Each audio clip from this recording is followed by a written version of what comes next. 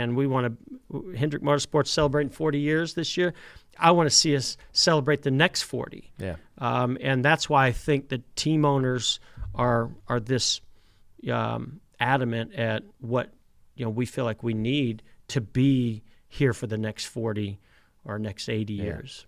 You got into the broadcast booth when you retired from driving race cars. In your broadcasting career was somewhat brief, in terms when 6 years. Well, when you look at Darrell Waltrip and some of these other guys, Benny Parsons, you did a great job, right? You were a massive asset to the sport, jumping out of the car right into the booth, and one of the biggest names, a champion. It was perfect. And so, DW was sort of in this transition of slowing down and retiring, and you were necessary, and so it was really good.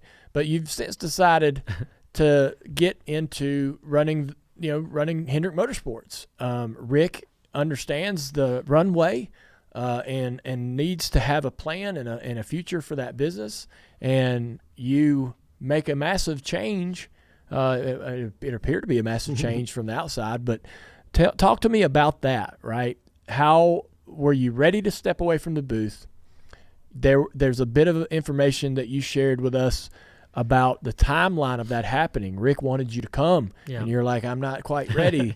Was there some hesitation of whether you even wanted that responsibility and that role? Because once you sign up for it, you're in it. That's the one thing about the charters. Like, you don't buy them to sell them on a profit 5 years from now. You're going to have those charters forever. If you're Hendrick Motorsports. Yes.